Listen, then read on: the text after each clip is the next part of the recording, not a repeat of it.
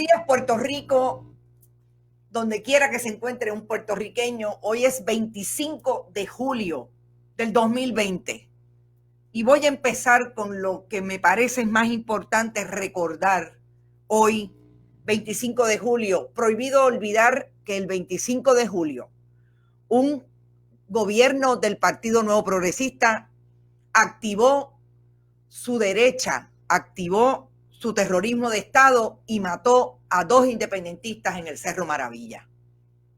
Si hay algo que hay que recordar un día como hoy, es eso para que nunca vuelva a ocurrir. Y estamos en Bonita Radio. Recuerden, estamos en el periodismo que queremos hacer, el programa que hacemos todos los días de lunes a sábado. Esto es lo último, porque todos los días hay algo importante que hablar con nuestro país, donde quiera que se encuentre un puertorriqueño, sobre lo que está ocurriendo en el gobierno, sobre lo que ocurre en el escenario social, político, económico y cultural del país. Por eso, en Bonita Radio, tenemos que decir que son 42 años del Cerro Maravilla, son 122 años de la invasión norteamericana estadounidense al pueblo de Puerto Rico, y hay que contextualizar este día como eso. Más tarde, en el 1952, se desarrolló y se firmó una constitución del Estado Libre Asociado, y ahí estamos desde entonces. Dicho eso, tengo que mencionar como primera persona que está interactuando con nosotros hoy a María Sánchez Abreu, que dice que es la primera vez que se puede conectar desde Texas. María, bienvenida a Bonita Radio. Precisamente es lo que queremos, que nuestro público, donde quiera que se encuentre, se conecte con nosotros. Nosotras, recuerda que si no entras directamente a este programa en su dimensión en vivo, siempre la puedes acceder a través de YouTube. Allí puedes suscribirte, enviarnos mensajes, que también contestamos los mensajes desde allá. Y recuerden, compartan. Estamos en Bonita Radio, estamos en YouTube todo el tiempo, iVoox, iTunes y Spotify, están los podcasts. Vega Alta Coop es uno de nuestros auspiciadores potentes, dándonos la mano en este proyecto. También está The Winery Outlet y Buen Vecino Café. No he ido para allá hoy, pero ahorita me voy a tomar mi café porque son lo mejor que hay por aquí, por el área de Atorrey. No olvidemos a Manny Suárez y a Tomás Estela. Daisy, gracias por recordármelo, porque esta mañana leyendo sobre cómo el imaginario periodístico de entonces se encargó de investigar el asunto del Cerro Maravilla, fue el periodismo de investigación de Tomás Estela y del gran amigo Manny Suárez, los que se encargaron de ponerlo de frente a aquel gobierno del Partido Nuevo Progresista que dirigió Carlos Romero Barceló. Hay diferentes imágenes desde hoy en las redes que hablan precisamente de aquel momento. Hay una que a mí siempre, un meme, hoy lo denominamos meme, un mensaje que en algún momento se desarrolló a partir de los 80, a partir de que Puerto Rico empezó a darse cuenta de lo que había pasado en el 78, gracias en parte, si no por todo, a la investigación periodística de Manny Suárez y Tomás Estela desde el antiguo San Juan Star, que es esa imagen de un Carlos Romero Barceló con las manchas de sangre en su camisa, en aquella que utilizaba en aquel momento en que era gobernador de Puerto Rico, y la famosa frase, ni perdón ni olvido, Romero asesino. Esos son los imaginarios de diferentes grupos en Puerto Rico que se posicionan desde ese entendimiento de que el gobernador entonces tuvo conocimiento de un operativo que, no olvidemos, se hizo desde las oficinas de las divisiones de inteligencia de la Policía de Puerto Rico, que más tarde nos enteraríamos que tenían carpeteado desde el día 1 a muchos independentistas que asumían su ideología, salían, marchaban, protestaban, pero sobre todo participaban del movimiento independentista desde poner una bandera en su casa, oigan bien, Vamos a poner el punto donde tiene que ir, poner una bandera en su casa, gritar Yankee go home, ¿por qué no? Se planteaba desde ahí o se plantea desde ahí, desde muchos frentes. Compartía con personas que visiblemente hablaban sobre que Puerto Rico debía ser un país independiente, etcétera. Ese fue desde bien temprano, a partir de los años 50 en Puerto Rico, la persecución que se dio desde el Estado a los independentistas que asumían el discurso de la independencia y que tenían visibilidad en el movimiento de independencia para Puerto Rico. Ahí están muchos, y voy a decir de nosotras, porque cuando yo entré a trabajar en la Universidad de Puerto Rico me di cuenta que en el 1983 me habían hecho una carpeta allí en el recinto de ciencias, en el recinto de Río Piedra.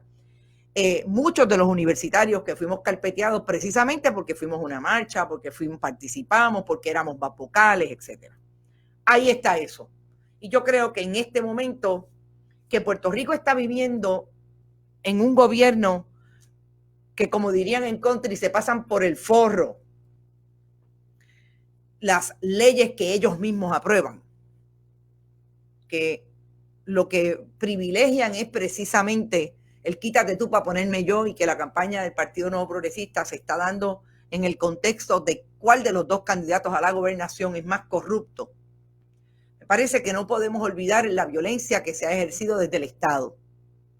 La violencia que se ejerce cada vez que diferentes grupos determinan que van a marchar en contra de lo que está haciendo el gobierno de Puerto Rico desde el 2017, que ha llegado hasta el día de hoy a través de todas las instituciones.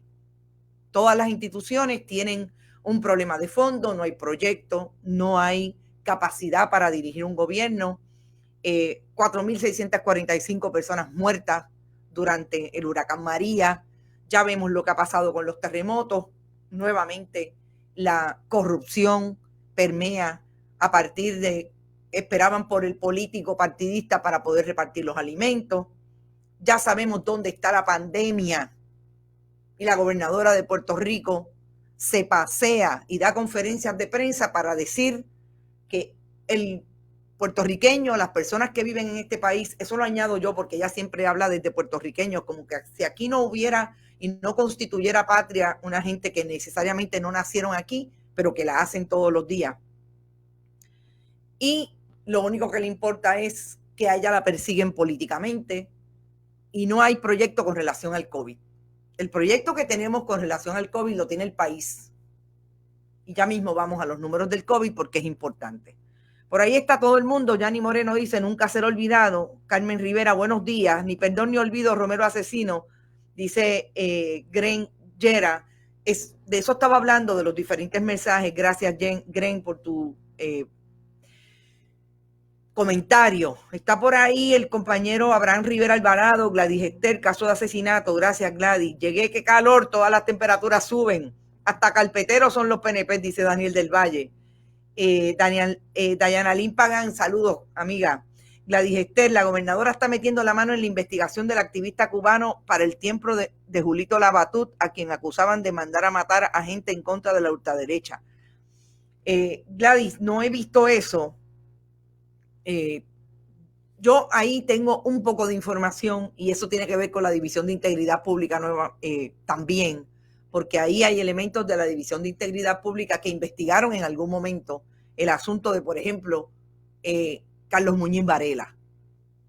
Prometo indagar un poco más, pero yo no lo dudaría. Vamos a ver qué pasa. Y son elementos que coinciden con las investigaciones que se están dando de corrupción y son aquellos fiscales del Departamento de Justicia que están haciendo su trabajo y que nosotros denunciamos la semana pasada que por lo menos a Phoebe Sales Forsyth y al fiscal Pedro Berríos estaban a punto de trasladarlo. Aparentemente lo detuvieron, pero a mí me dijeron que hasta una carta había. Así que hay que estar bien pendiente. Vamos a hablar del COVID. Quiero empezar con el COVID y vamos a hablar también de la sentencia del Tribunal Apelativo, que no puedo hablar totalmente de la sentencia porque no la he terminado y me parece que es importante hacer un análisis que lo voy a hacer el lunes. Ya invité al licenciado Osvaldo Burgos para que esté conmigo, porque es importante, pero tenemos que recalcar qué hicieron las juezas y quiénes son estas juezas, que ya lo hemos dicho en anteriores ocasiones, e insistir en ponerle rostro a aquel que le niega un plato de comida a una persona en este país en medio de la pandemia.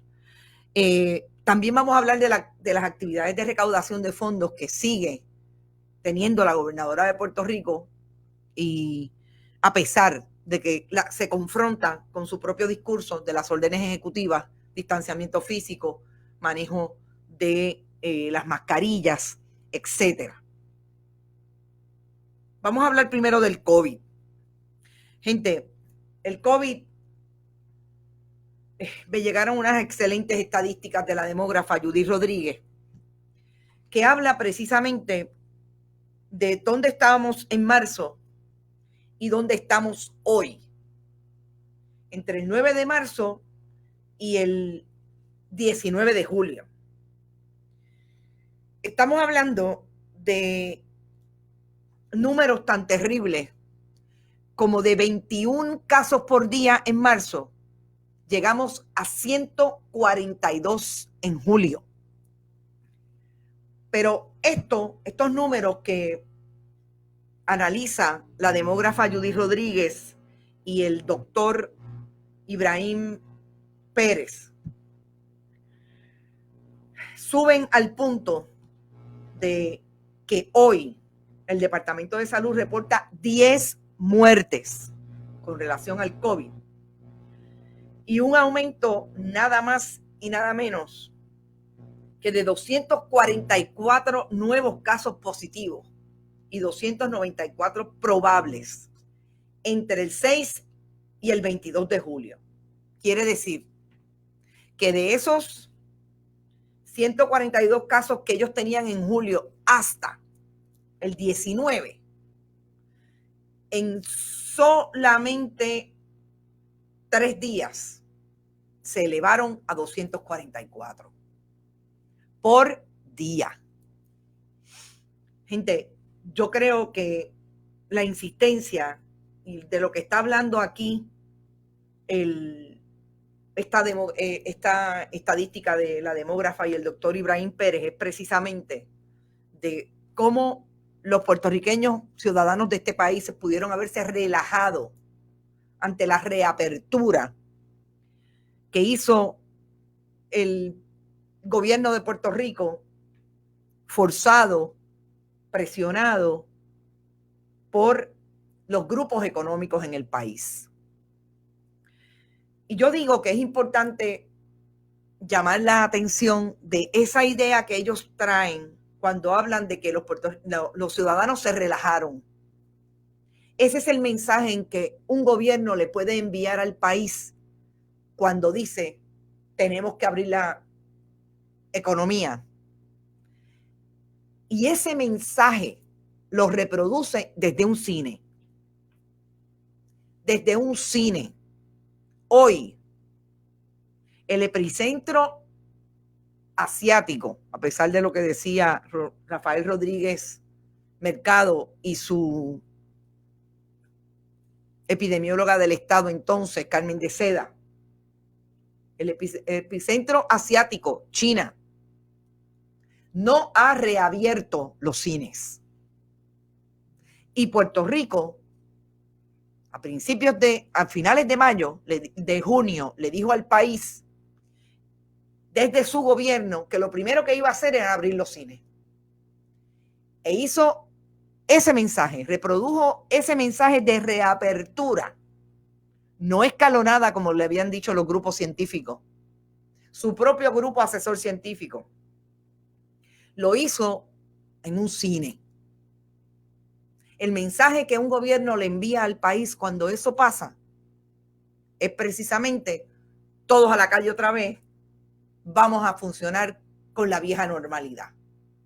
Cuando todo lo que está planteado desde el día 1, desde la ciencia, es precisamente que no hay manera de volver por lo pronto, y parece que nunca, a aquella vieja normalidad. Hoy tenemos los resultados. Y yo siempre insisto cuando hablo del COVID y cuando traigo estas terribles estadísticas manejadas por demógrafos, por profesionales como el doctor Ibrahim Pérez, exdirector de Salud de la Capital, la demógrafa Judith Rodríguez Figueroa. Hay país, lo que no hay es gobierno.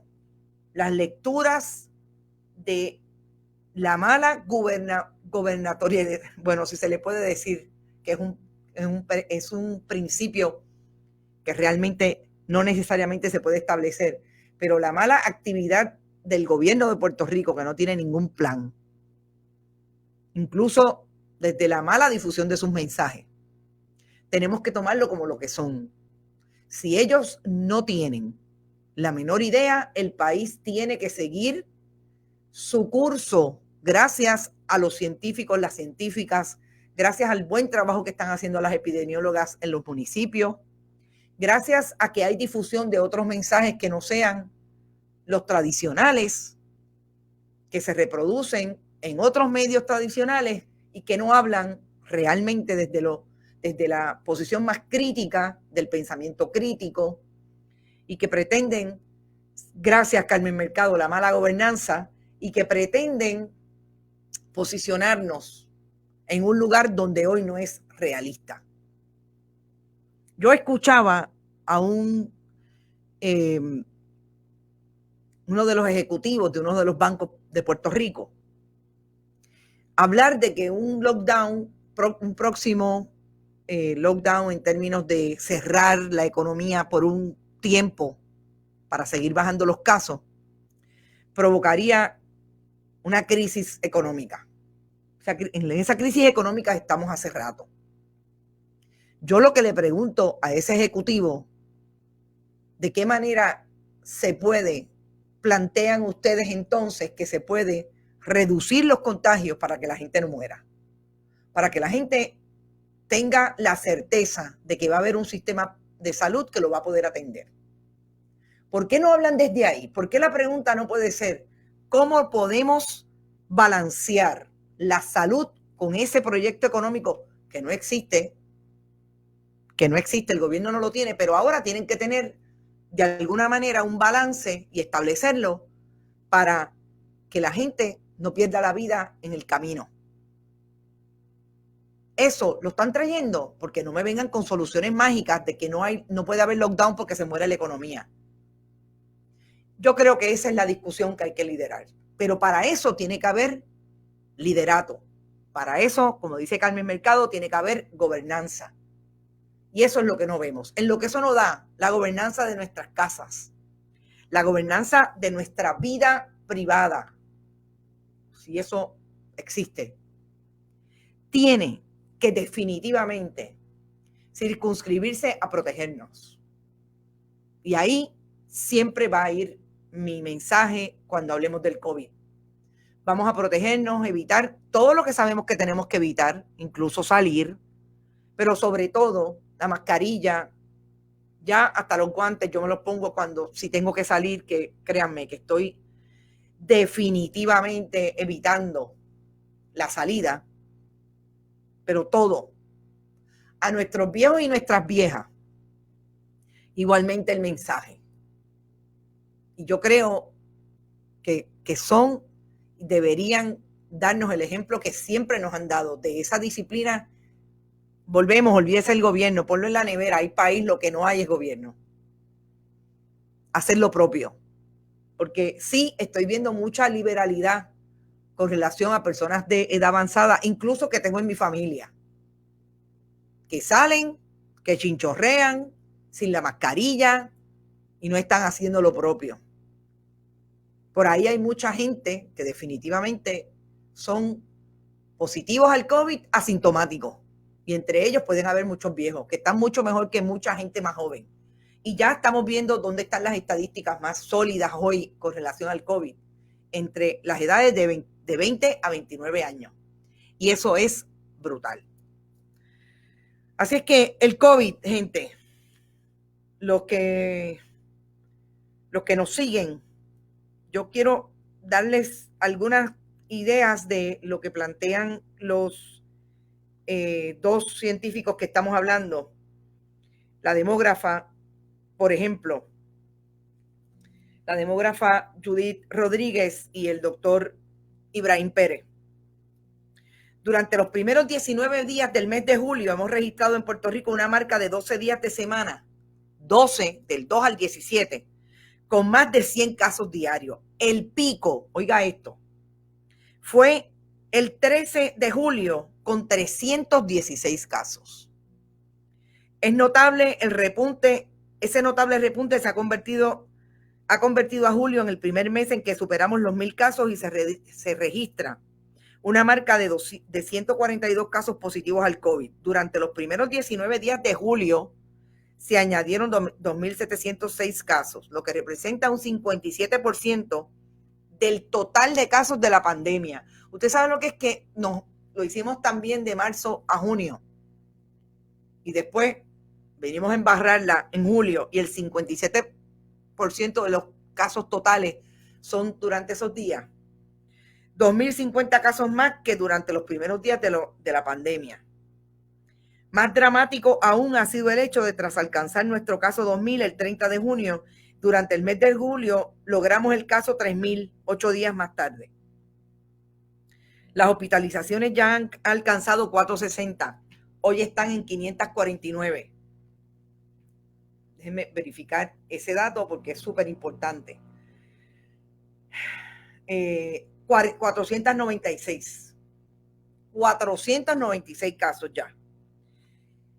El 7 de julio, y lo más que me gusta de estas estadísticas de la demógrafa y de Ibrahim Pérez es que establecen cuándo es que se dan las órdenes ejecutivas y los aumentos. Una nueva orden ejecutiva el 7 de julio restableció el toque de queda y el cierre de actividades públicas y comerciales no esenciales más allá de las 7 de la noche. Aún no visualizamos la luz al final del túnel porque quedan muchas interrogantes por contestar. Vamos a las interrogantes, gente. ¿Cuántas veces no lo hablamos aquí todos los días? El aeropuerto, la disponibilidad de suficientes pruebas diagnósticas para poder añadir confiabilidad al porcentaje de positividad de las pruebas moleculares en el monitoreo, la capacidad de nuestro sistema de salud para darle cabida a todos los afectados que puedan requerir hospitalización y cuidado crítico, la capacidad del sistema epidemiológico para el manejo de contagios y contactos, la eliminación de las riesgosas aglomeraciones políticas, pero principalmente el que podamos restablecer el buen comportamiento ciudadano sobre las medidas protectoras contra el virus. Finalmente, para acabar con el tema del virus, yo creo que de la única que nosotros tenemos control es de la última. Todo lo demás es gubernamental. Tenemos que insistir desde las voces periodísticas, desde las voces que se unen a nivel comunitario en que el gobierno haga su trabajo. Pero en lo que fiscalizamos nosotros tenemos que hacer la última, porque esa es responsabilidad nuestra. Y así las cosas, yo creo que si hacemos eso, mientras seguimos fiscalizando al gobierno, bajamos los contagios y podemos tener un país más saludable. Pasamos del COVID al día que conmemoramos ayer. Y en el caso del día de ayer, yo creo que celebramos. Y es que fue un año ayer a las 11:40 de la noche.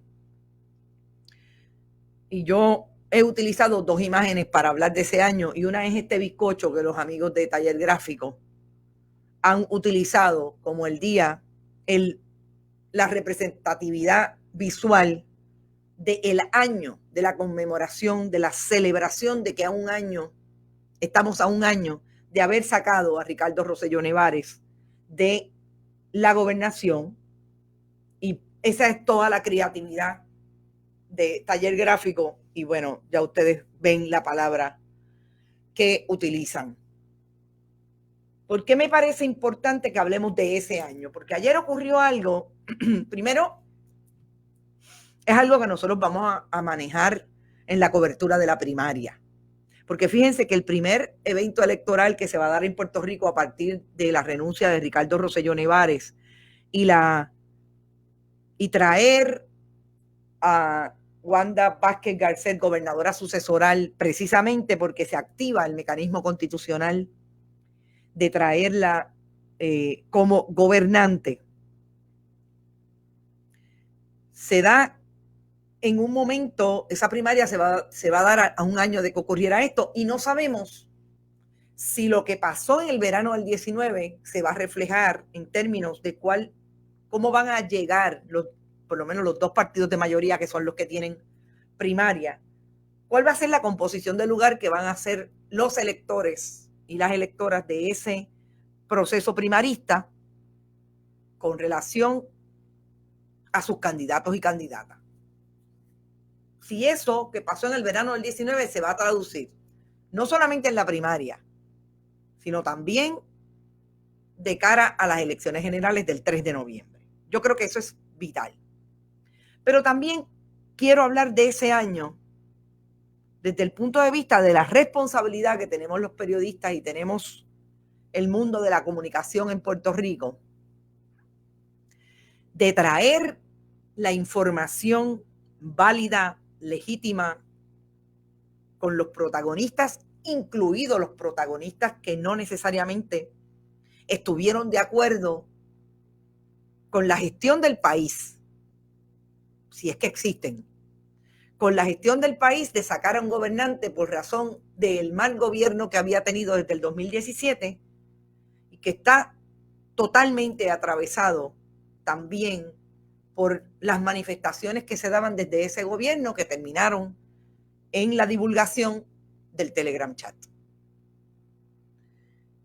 Y hablo de la responsabilidad porque es nuestro posicionamiento como medios de comunicación los que le dan al país la manera de traer esa discusión de lo que pasó en aquel momento y de lo que está pasando ahora.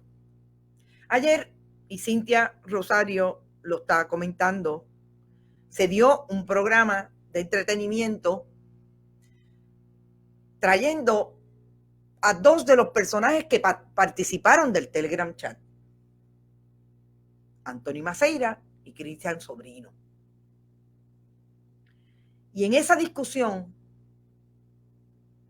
con los elementos de ese programa, que la única que no estaba presente era la colega periodista Yolanda Vélez Arcelay, se trae lo que a mí me parece fue toda una justificación que quisieron dar los dos participantes del Telegram chat, amigos personales de Ricardo Rosselló Nevares, en lo que ocurrió allí.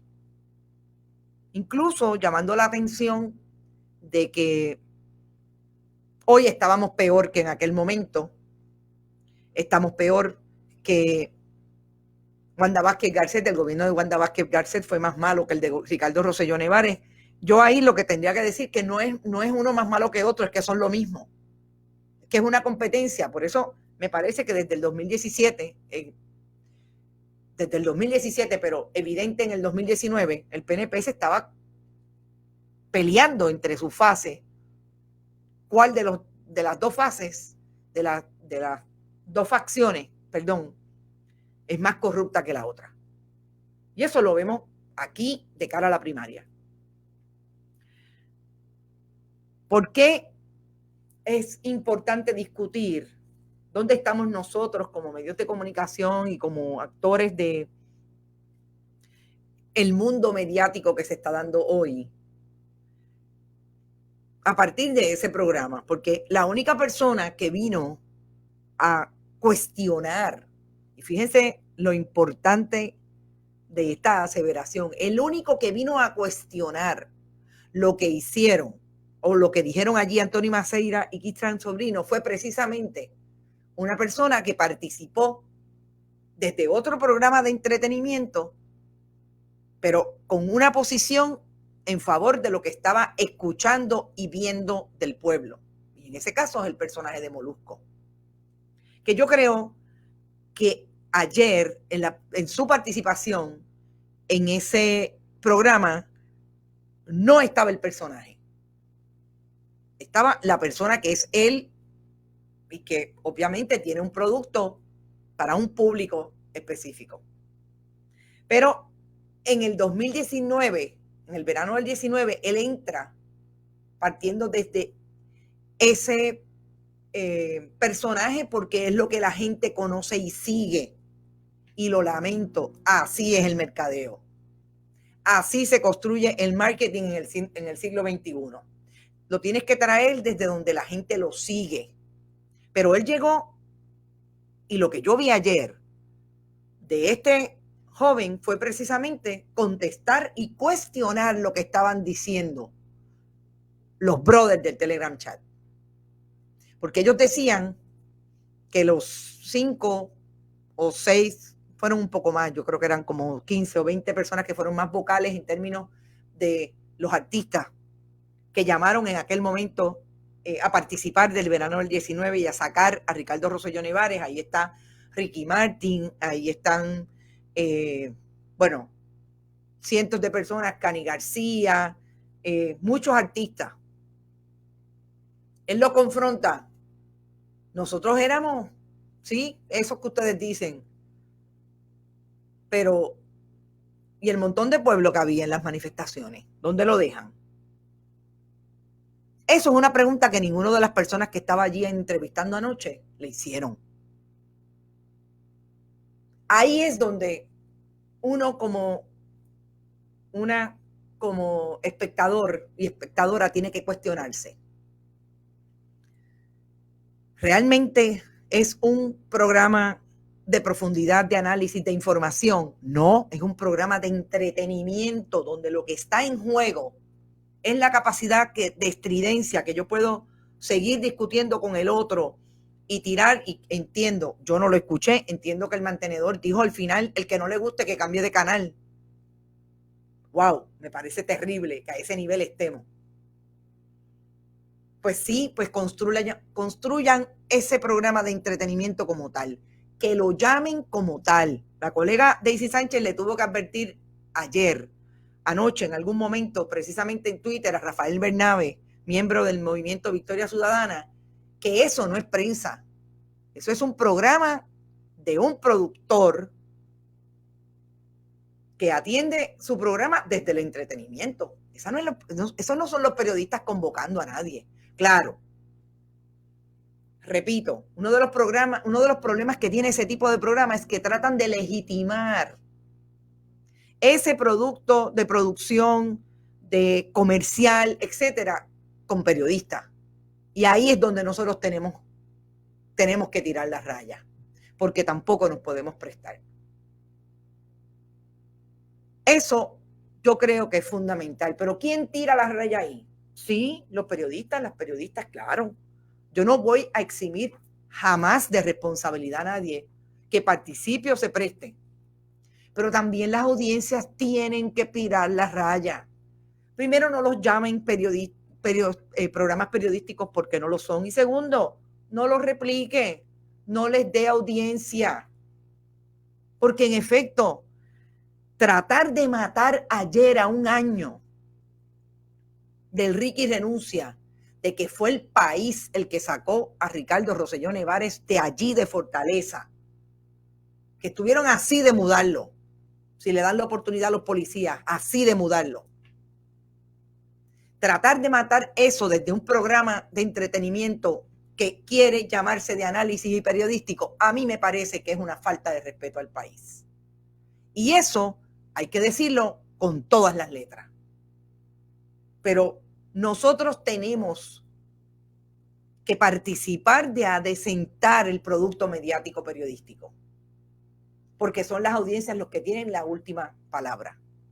Y eso, a un año del verano del 19, la compañera Ana Teresa Toro lo dijo claramente y la suscribo, que nadie nos quite el que crecimos como país el pasado verano, independientemente de que en medio de una colonia haya un problema de llamarle a este país democrático. Independientemente de eso y de todo los dolores que surgen de ahí, en efecto, Puerto Rico creció el año pasado independientemente de lo que digan los brothers del Telegram Chat, porque sabemos de dónde ellos vienen, sabemos de qué manera se educaron, sabemos de lo cutre que pueden ser en el manejo del discurso y cómo lo que hacen es precisamente participar de esta demagogia y de esta propaganda, porque en efecto se constituyen en programas de propaganda cuando hacen lo que hicieron ayer. Así que nosotros tenemos que tener bien claro, separar el grano de la paja. Y dice Robert Baldwin, same shit, different day. Si es una competencia, Wanda se ha votado, dice Carmen Zeta. Uy, bien dicho. Hablaron mal de los artistas, pero no hablaron mal del millón de personas que quería Ricky Rosselló fuera. Exacto. Gracias por tu comentario, Daniel del Valle. Así dijo Ferdinand, el que no le guste que cambie, y se tragó sus palabras porque se dio cuenta de que sobre arrogancia y error, ellos están allí por la audiencia, si cambiamos no existe más pelota dura. Bueno, yo no podía creer, yo no lo escuché, pero después me dijeron que eso fue lo que dijo y no podía creer que dijera eso. Porque si de algo vivimos, bueno, no ellos viven, porque nosotros estamos, mire, ahí, luchando precisamente entre los auspiciadores. Es de las audiencias, porque si usted tiene malos números, a usted no le van a dar auspicio. O la resistencia que todavía tiene el mundo comercial puertorriqueño de entrar en este tipo de programas, en la nueva tecnología, en la nueva manera de hacer periodismo, en las nuevas herramientas y plataformas, precisamente porque todavía están mirando ese mundo mediático hasta cierto punto trasnochado, que habla desde esa manera en que se gestó esto por 25 años. Destruir 25 años en los últimos 10 años no es fácil.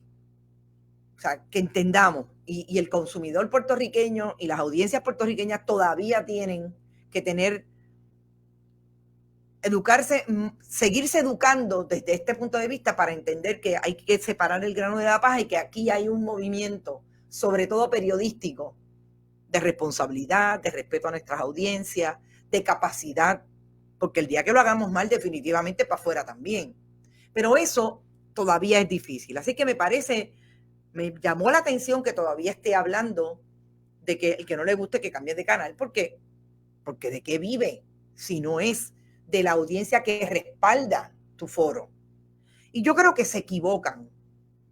En ese sentido, me parece interesante que quizás estén padeciendo algunas producciones de lo mismo que padece el gobierno de Puerto Rico en términos de quién me oye y a quién yo le hablo.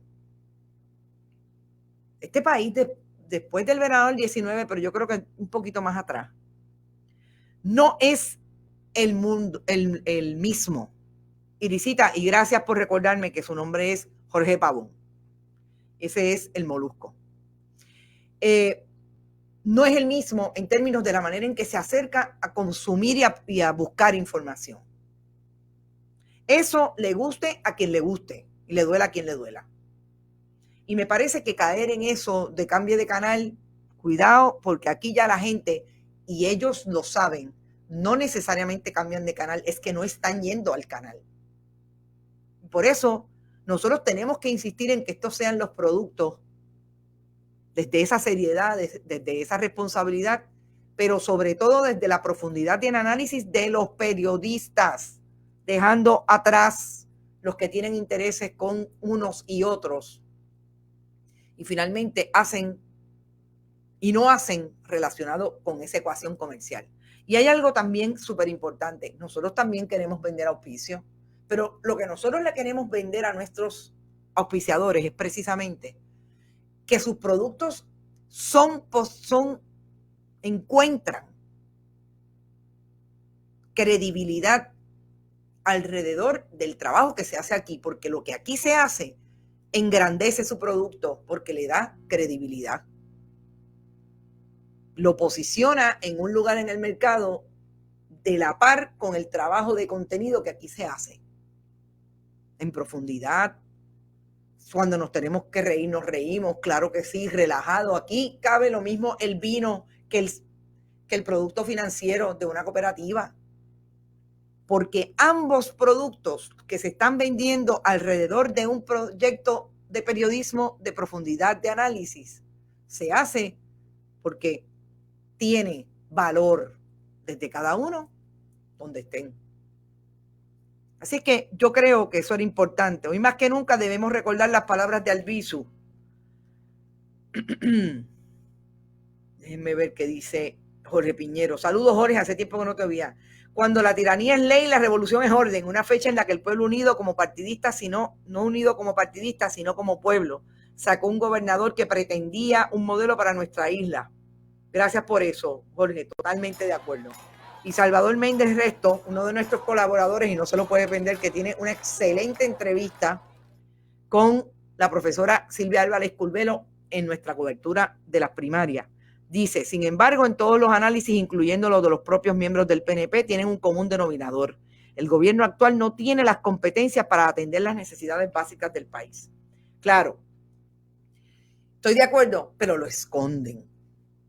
Cuando lo que debería ser, vamos a hablar de eso. Y yo les quiero traer también, porque durante este año el señor director tiene un video que ha sido bien importante que lo descubriera esta mañana a través del compañero Marcos Pérez. Esto es el Black Lives Matter en Chicago. Y lo primero que ustedes ven en ese video es la bandera precisamente de Puerto Rico negra y blanca que se hizo famosa en el verano del 19. Y eso dice mucho de hasta dónde llegamos, porque no solamente fueron los puertorriqueños del 100 por 35, Vieques y Culebra, Mona, Monito, Palomino y todas las islas que se metan. Fue el puertorriqueño que se constituye en cualquier parte del mundo. Nosotros aquí tuvimos gente hasta de Londres. Las manifestaciones se dieron en todas partes del mundo porque no solamente fueron nuestros puertorriqueños aquí o nuestros ciudadanos aquí, fueron los miembros de la diáspora quienes también se unieron a Ricky Renuncia. Así es que, como nunca hablan de la diáspora, nada más para cuando les conviene, le faltó ayer en el análisis, digo, en los comentarios a ese programa, hablar precisamente sobre que no fueron los 15 o 20 que dice Anthony Maceira que tienen jet y no viven en Puerto Rico. Es que son tan burdos y tienen la profundidad de un plato llano. No fueron eso. Además del millón que caminó aquí, en aquella marcha, también tienen que tomar en cuenta los que no estaban en el país. Y los que no están en el país, pero que hacen país puertorriqueño. Así es, nuestra manifestación fue mundial, dice Lilian González.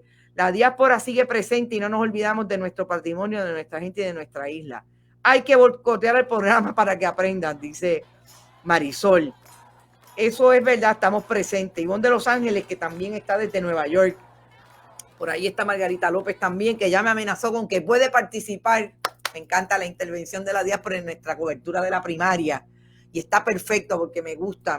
Yo, y se lo digo, necesitamos que se incluyan. Mire, bien puntual, pero nosotros queremos hacer intervenciones. También vamos a hacer intervención con la colega Marilia Gutiérrez desde Chicago. Ese día de las primarias es bien importante. Vamos a hablar, ya Margarita y yo hablamos de algo de una línea interesante desde Nueva York, cómo se dieron allí organizaciones en el pasado que son importantes reactivar para mantener a la diáspora integrada al proyecto y que es la responsabilidad de los políticos en Puerto Rico mantener a esa diáspora presente para hacer trabajo vinculado con el país en cualquier parte donde se encuentren. Y vamos a hablar, por último, de la sentencia del Tribunal Apelativo. Como les dije, en profundidad la vamos a traer el lunes con el licenciado Osvaldo Burgos, que hay unos extremos que quiero puntualizar de lo que dijeron las juezas. ¿Quién fue la jueza ponente?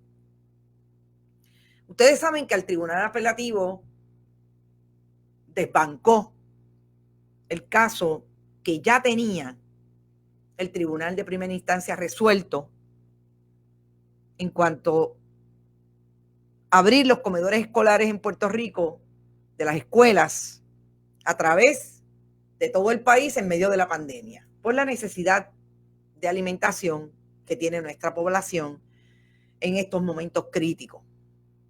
Y yo quiero ir a las imágenes porque es que me parece importante que le pongamos rostro a las 3 juezas del apelativo y que somos el único medio, y lo voy a decir así con todas las letras, somos el único medio que insistimos en el tema. Ayer la compañera Mili Méndez de Radio Isla lo hizo igualmente, y sé que está también comprometida con el tema, pero sobre todo trayendo los rostros de las juezas. A nuestro director, si es posible, vamos a poner la foto. ¿Cuál fue la juez ponente? Aida Nieves Figueroa. La juez Nieves Figueroa, que fue nombrada en el 2009 jueza superior y ya en el 2010 era jueza del apelativo, tendrán pool.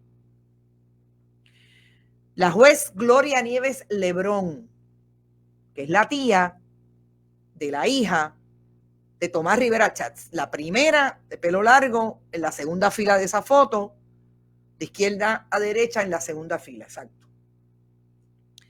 Y la juez Laura Ivette Ortiz Flores. Las 3 decidieron en una sentencia de 48 páginas que no hay un deber ministerial del Estado de alimentar a la población en tiempos de pandemia. Pero lo más que me llamó la atención, y aquí me quedo para el lunes entrar en profundidad, es que esa sentencia bajó el 16 de julio, 7 días más tarde de que el Tribunal Supremo dijera que no iba a coger el cerciorari para atenderlo y se lo devolvió al apelativo. Pero no fue hasta el 23 de julio, el jueves 23 de julio, que la rama judicial movió la sentencia a nivel de los periodistas. Qué interesante, 7 días más tarde. El 16 de julio deciden, notifican a las partes, pero el 23 de julio se lo entregan a los periodistas, 7 días más tarde.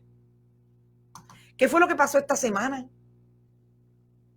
Que Eligio Hernández, uno de los demandantes, obviamente porque es el secretario del Departamento de Educación, dijo que iban a abrir, que iba a haber un inicio de clases presencial el 17 de septiembre.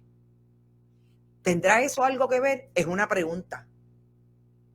Para después, la gente critica cuando el colega periodista Manuel Ernesto Rivera dice que la rama judicial es cómplice de lo que está pasando con el gobierno de Puerto Rico y de lo que no hace el gobierno de Puerto Rico, que es atender las necesidades de los puertorriqueños y de los ciudadanos que viven en este país.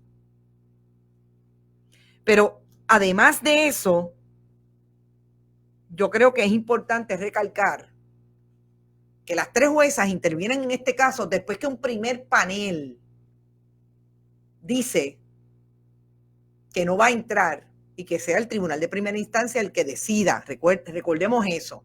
Pero ahora dicen que es que no se presentó prueba. Las juezas del apelativo o tienen un problema de tracto o realmente es una decisión bastante forzada. No hubo vista porque ustedes paralizaron el procedimiento. Entonces, ¿cómo resuelven un caso en los méritos si ustedes mismas establecen que no hay prueba porque no hubo vista? Pues mire, devuélvalo a la primera instancia. Pero esas son las incongruencias que vi por encima y quería traerlo porque ayer no lo traje y me parece importante. Ponlo en la nevera. El lunes vamos a hablar de este caso en profundidad, porque es súper importante que el país sepa también de qué van los tiros con la rama judicial, porque esto no es nada más el Ejecutivo y el Legislativo, hay que fiscalizar también a la rama judicial. Por eso es tan importante. Tenemos un sistema republicano de gobierno, como dice el presidente del Senado, Tomás Rivera Chats. Pues no solamente es al Ejecutivo y al Legislativo, también tenemos que fiscalizar a la rama judicial y de paso al cuarto poder, que no está en el sistema republicano de gobierno, pero figura como un imaginario al poder de la prensa. Y por eso es que yo siempre hablo de que la autocrítica, el trabajo de ser mejores tiene que venir e iniciarse desde nosotros. Todo eso dicho, son las 12 y yo hoy tengo mucho trabajo porque por ahí vienen las chicas de Retorcidos y tenemos un programa a las 2 de la tarde que yo las voy a apoyar en términos de hacerlo desde aquí. La primera vez que viene alguien después de la pandemia, pero bueno. La verdad que ese programa quiso cambiar la historia, pero fueron miles y miles que vieron y fueron participantes de ese momento histórico. Pasó lo que pasó y no pueden tapar el cielo con la mano, dice Dorín Paganceda. Me tengo que ir, pero no me puedo ir sin enseñarle 2 fotos. Y son las 2 fotos que dan muestra de que la gobernadora tuvo el primer evento de recaudación de fondos después que anunció los chavitos, los millones para los hospitales con la Asociación de Hospitales. Esa es la foto. Ahí está la gobernadora con diferentes miembros de esa industria. Y esta fue en el Mesón Gallego, sin mascarilla, sin distanciamiento físico, pero ella dice que no viola la orden ejecutiva. Y la segunda, también diseminada a través de las redes sociales, es precisamente una foto en que la gobernadora está con aparentemente una de las personas que es parte de los auspiciadores de ese fundraising, de ese evento de recaudación de fondos, y dice que ese evento se dio porque lo organizó Harold Rosario, un ex relacionista público que estuvo acusado en el caso de Víctor Fajardo. Como sabemos, ese caso todo el mundo salió bien en términos de que el juez Héctor Laffitte, desestimó los casos, pero lo único que salió mal, pues obviamente fue Víctor Fajardo porque se hizo culpable. Ahí está la evidencia, quería dejarlo en récord. Los más corruptos en la rama judicial a la vez más peligrosa, dice Florencio Vázquez, es guiar. No me extrañaría porque él sabe que para afuera va y Wanda le pagará el favor por apoyarla. Wow, no me digan que están diciendo que Dios nos coja confesado. Virgen Horta, Choco, saludos. La tilapia quería ser secretario de Estado y luego gobernador, dijo Maceira. Maceira, wow. Bueno, gente, nos vemos. La última foto, no, esa la tengo que comentar. Gracias al señor director. La gobernadora Wanda Vázquez Garcet está siendo acusada hoy, o por lo menos investigada por un proyecto de ley anticorrupción que se firmó en el 2017. Ahí tienen la imagen. Esa fue la foto. El día en que firmó Ricardo Rosselló Nevares esa ley y estaba todo su entourage, incluida Nidia Cotovives, presidenta del FEI, a quien la gobernadora hoy está acusando de que tiene una vendetta personal y política en contra de ella. La ex directora de la Oficina de Ética, el ex secretario de Seguridad Pública, Héctor Pesquera. Y si vamos un poquito atrás en la foto, Olga Castellón, entonces fiscal general, el ex secretario de Hacienda y CFO del gobierno de Puerto Rico. Qué interesante esa foto, dice tanto. El CPA Raúl Maldonado Gautier, el ex director del FBI Douglas Leff. Estas son las imágenes para la historia, pero para la historia nos tenemos que ir. Recuerden, bonitasradio.net, allí todavía usted puede donar, que estamos también en ATH Móvil, Fundación Periodismo 21 en el área de negocios, que también estamos a través de cheques o giros postales enviados al correo general a la dirección que nuestro querido director David Esperón pone en pantalla. Que no se olvide que vamos a insistir en hacer este trabajo y gracias que ustedes, cuando yo me quedo así como que no me acuerdo bien de los nombres, me lo dan, pero gracias muchas por eso, Yanni Moreno. Seguimos, vamos a insistir en hacer este trabajo y sobre todo, créanme, estamos abiertos a las críticas. ¿Le parece que hacemos algo mal? ¿Le parece que debemos puntualizar en algo? Envíenos sus comentarios siempre a través del muro o info@bonitasradio.net. Éxito. A las 2 no se pierdan a las chicas de Retorcido, que están por ahí con nueva información, actualizando qué está pasando en el sur con relación al COVID, pero sobre todo hoy amenazan, y me parece excelente el tema, política partidista, primarias y cómo influye la comunidad LGBTIQ en ese proyecto. Éxito. Hasta el lunes. Descansen.